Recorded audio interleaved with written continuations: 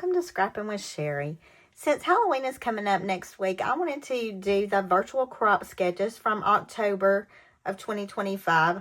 I'm going to do sketch 1 and 2 together, and I'm going to do them with the Halloween paper, the new Hide and Eek from Creative Memories. And I've already been playing with this collection, so you know me, I'm going to be working with scraps, which means I'm going to have to do some finagling to make it all work. Now, I'm going to start with number 1 because it's easy enough to do leftover pieces for number 2. But one problem that I ran into with number 1 is that I love this slanted photo box with the embellishments down the side. And I want to use this as my border down the sides. The problem is I've already used part of it on another sketch. And I don't want it going up and down because it's the moon and the bats. So I'm going to need to turn my sketch. And I haven't decided yet, but I feel like I'm probably going to go this way with it. I don't know. I may go the other direction once I get started. But I'm going to make the basic components and then make this work. Now, I wanted to use black for my background because there is an outer background. And then I want to use this eyeball for the inner part. And you can tell there's not a lot of contrast here. With Halloween, I think I'm okay with that. But I really do like these little eyeballs. I think they're so cute. The issue is, this is all I have of the eyeballs. So I'm going to have to save enough of this to add a little over here as well. Hope that makes sense to you. It's going to be a struggle. But what I want to do first is move all this out of the way. I'm going to gut this black background paper. And it calls for this to be an 11 by 11. So we need to cut off an inch each way of this. I'm going to go ahead and do that. Now that's going to give me a little bit of scrap, but not a lot. Not enough to do this over here, I don't think. And then we're going to gut the background. And I just need to make sure that I make it a little bit bigger so I can add this back onto it. So I'm going to go to my 1.5 inch mark there. And I'm just going to kind of eyeball this. Y'all know I'm an eyeballer. I don't do things real exact sometimes. And that comes with practice. So don't worry if you can't eyeball that easily. I just do this a whole lot. So it works reasonably well for me. So we've got that to take out. Now, when I lay this down on my page, I got plenty of room. I'm almost thinking it might be good to pull some orange behind that to make it pop just a hair. And if I decide to go with this tilted, I'm going to have a lot of excess here that I'm not going to be using. So what I'd like to do, because it's going across that way, I think I can tilt this direction and be fine. But I'm going to cut off a little bit here to make that top edge. And then I'm going to cut off some more once I cut these pieces. And I hope that makes sense to you. So what I'm going to do now is make my 4.5 by 6.5 mats. And there are 2 of those. And I'm going to use this that I gutted to make that. So I'm going to go to 6.5 here. And do my 4.5. And then I should have enough to make another 4.5 there. Almost exactly. That works. Those are the 2 mats for the inside photos. And then there's another piece outside of that. No, there's not. That's where the border goes. So here's where it gets tricky. If I want to take off some of this behind here to use on the other side for my layout, all I really need to do is lay out my mats, determine my angle, and I'm really using this as a guide to decide where the angle needs to be. And then I'm going to go up just a touch. And I know I'm going to have my sticker strips to help cover this. So all I need to do is use my pencil and draw that little angle right there. Now remember, I'm going to cover this up with my stickers when I'm done. so it's going to be fine. Y'all know I just can't do things the easy way. And then I just need to lay that angle on my cutting lines and make it happen. So that's going to be my little edge up there. And then, but this is going to give me enough on the opposite side to have some eyeballs showing there too. Now I am going to go back and add some of that orange. So let me pull some of that pumpkin orange to add to this. Now here's our pumpkin. Because that was an 11 by 11 that I have currently butchered, I'm just going to take, let's see, we took an inch off before. This needs to be a little bit smaller, so I'm going to do 3/4 inch on this side and this side.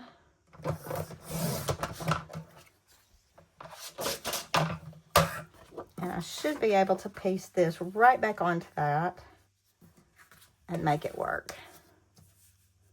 Let's go ahead and take that down. I don't want to get so many moving parts over here that I don't know what goes where.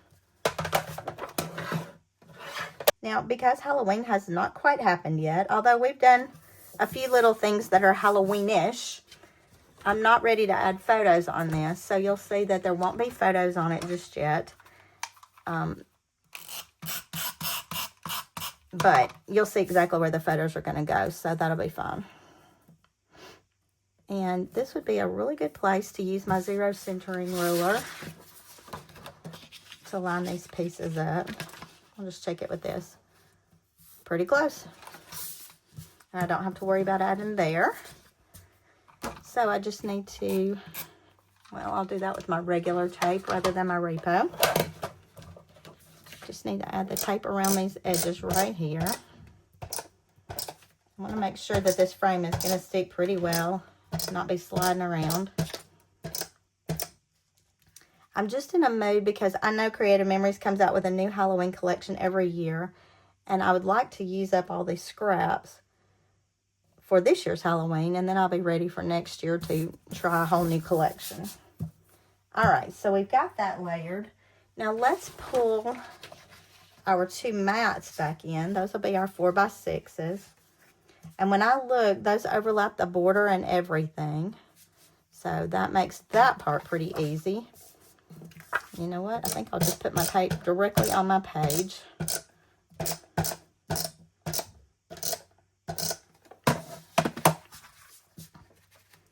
And I can just butt these mats right up against that bottom edge of paper there.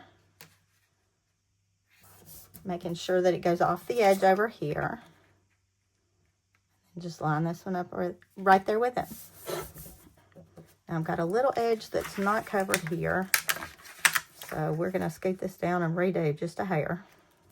If you watched Noreen's video explaining how she did this, she used 2 mats from a mat pack, which were the perfect size.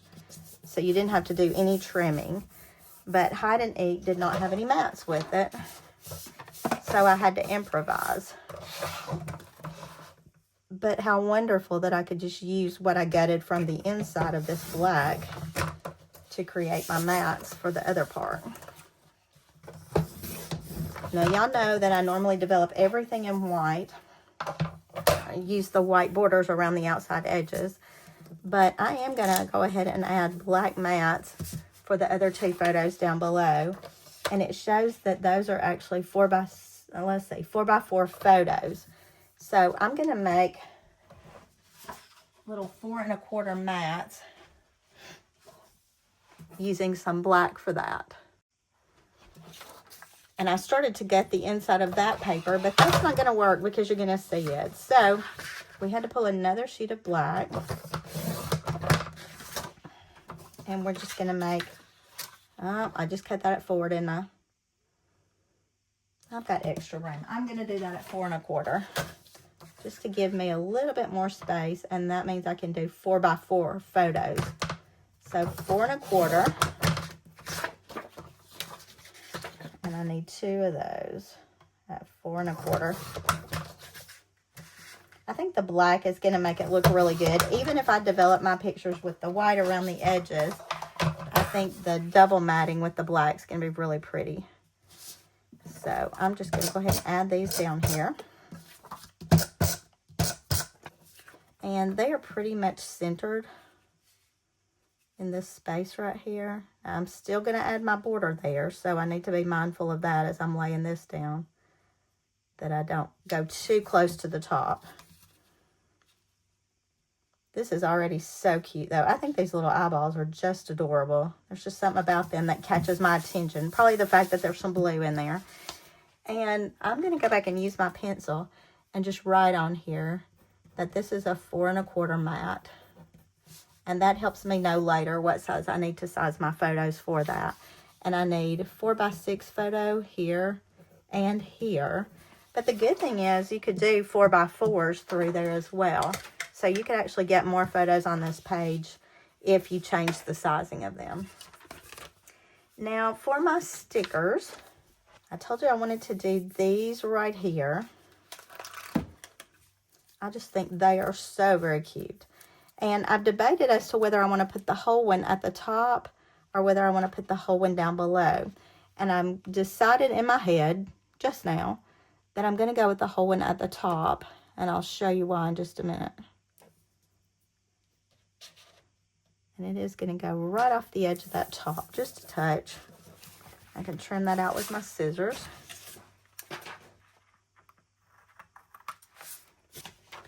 And then we've still got the partial one to go down below. And what I'm going to do with it is make that partial piece on this end. I'm trying not to take up too much of my mat, because I do want room to put full-size photos there. But then I'm going to use this excess space for some other stickers. Now, for me personally, I'm not wild about the tombstones or the hands coming out. That's not who my little children are. But I did like some of these candies. I love this little pumpkin leaf thing right here. And I'm going to pull some foam squares. We're just going to make some of this really pop. I'm going to add that here. I like the words that say candy coma. I was looking at what else I liked. The Spooktacular, I think, is really cute. Candy Cuties, I really liked that. So I think I'm going to pull that in. And again, I'm going to pop it with a foam square,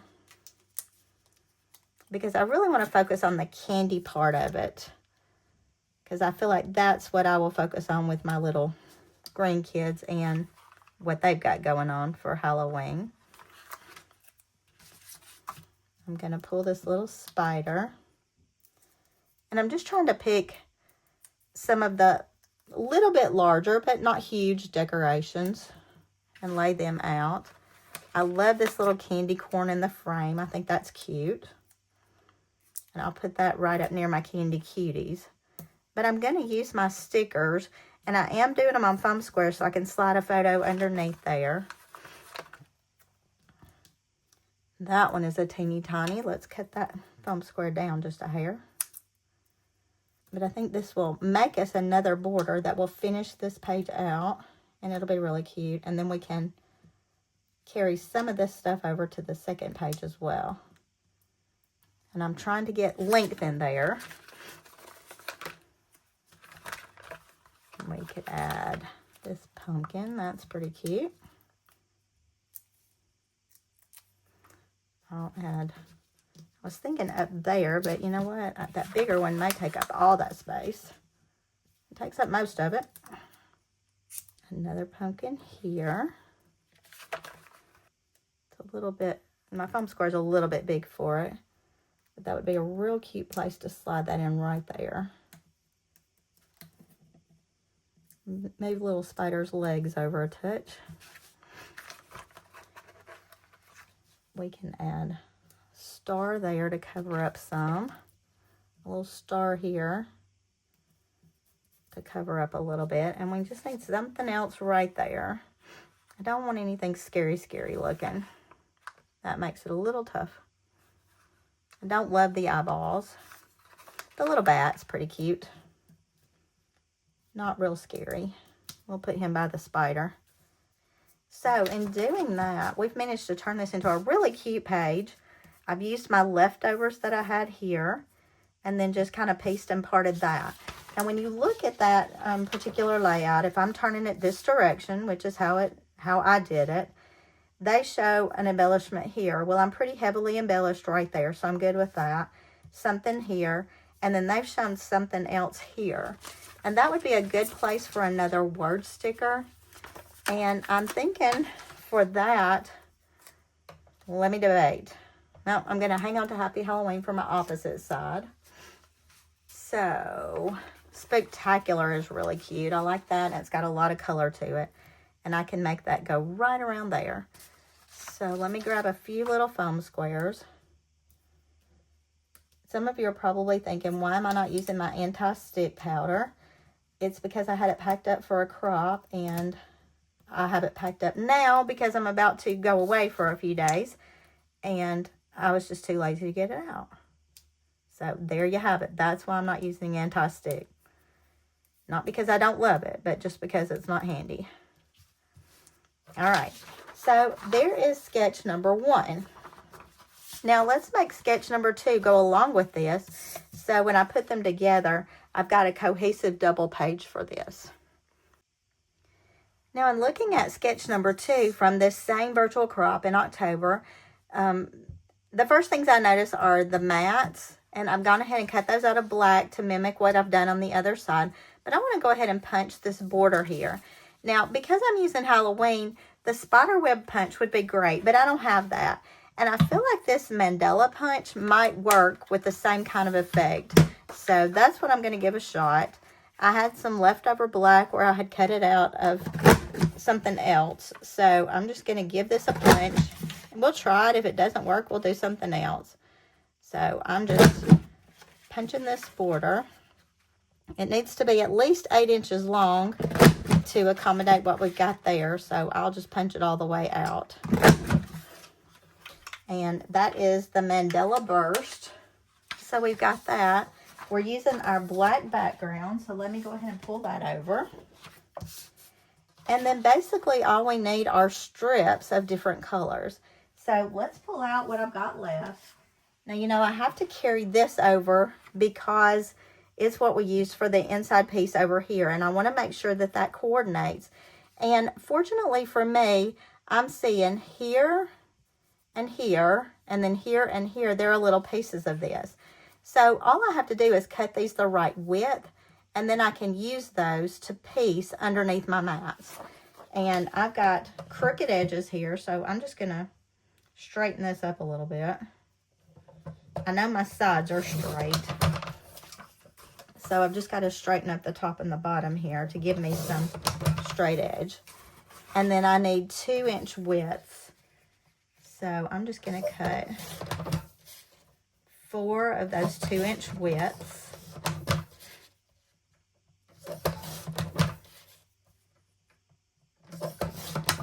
And remember, you know, when you're trying to match things across, the best way to do that is to just carry some of the paper across or some of the colors.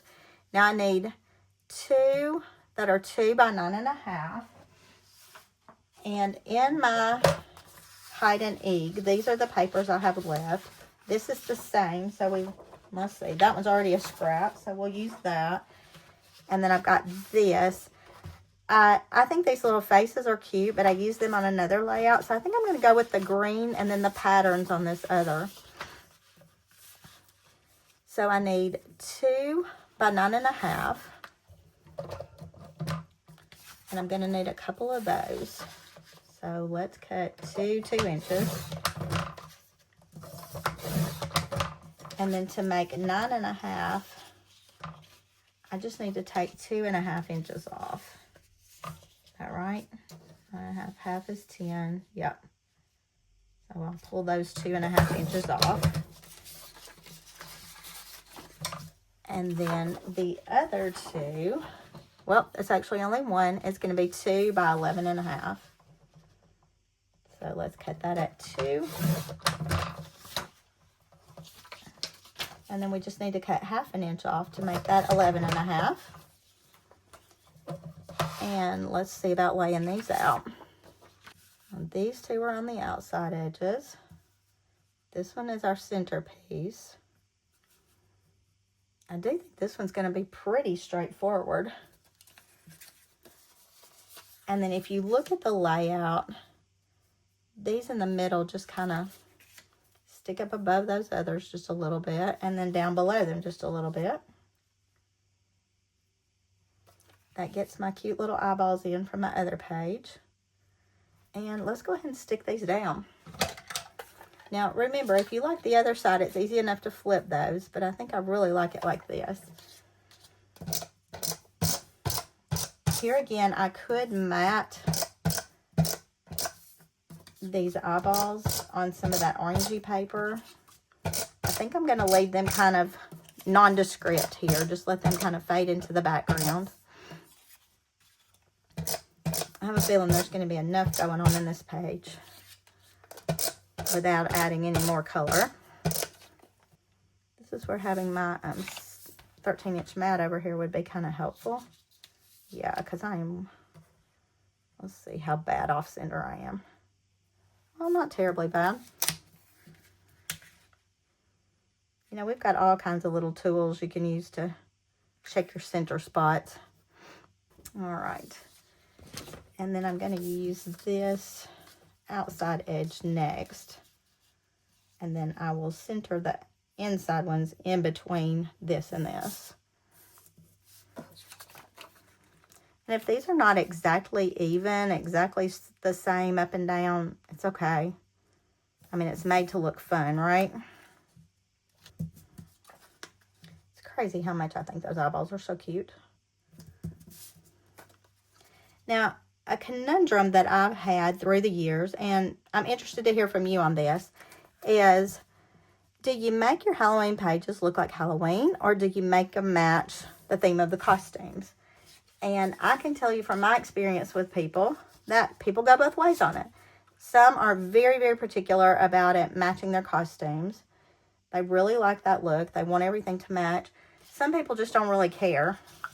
And so they do Halloween pages. Because my kids are still little, my grandbabies, I'm just doing basic Halloween pages. And right here, I'm trying to make this an 8-inch to go here. If you wonder what I'm doing. I decided just to make some basic Halloween pages and go with it that way. You may prefer that it matches their costumes, and that's fine. I don't think there's a right or wrong with something like this. But for me, it's so much easier to just do Halloween. I also have just a Halloween book that I have put all the costumes my kids wore down through the years in. And I'm just adding my grandkids to that now. I do a 2-page spread each year. So for me, it's just fun to have a lot of Halloween kind of stuff in there.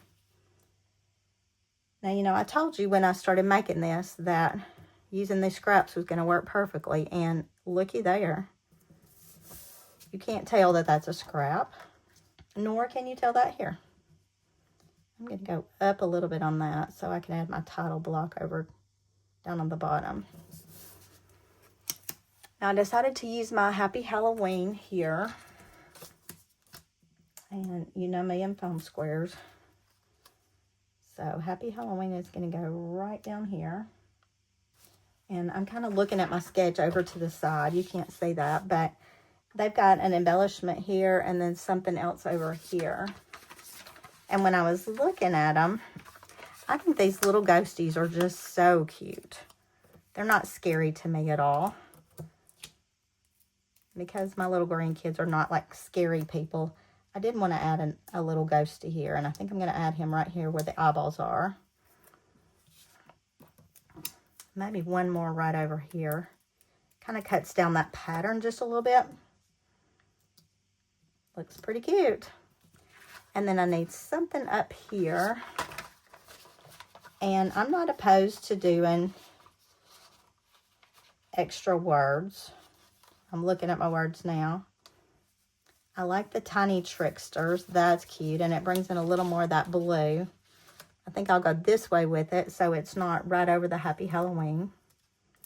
Y'all do let me know how you feel about Halloween, though, if you'd rather do Halloween pages or things that match the costumes.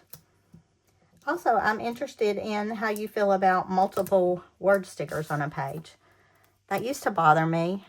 Of course, a lot of things used to bother me that I've gotten over. I think this boo is so cute, but I don't really know where to use that.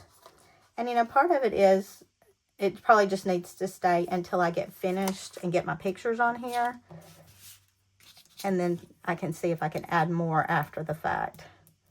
I think I'm just going to add a cute little bat up here. And then I've got a few more little stars. I'm loving the little stars on this. They're just really quick and cute. Just kind of gives it a finished look, I think. And I think that's where I'm going to stop with this one. So we've got all of the elements of that second sketch.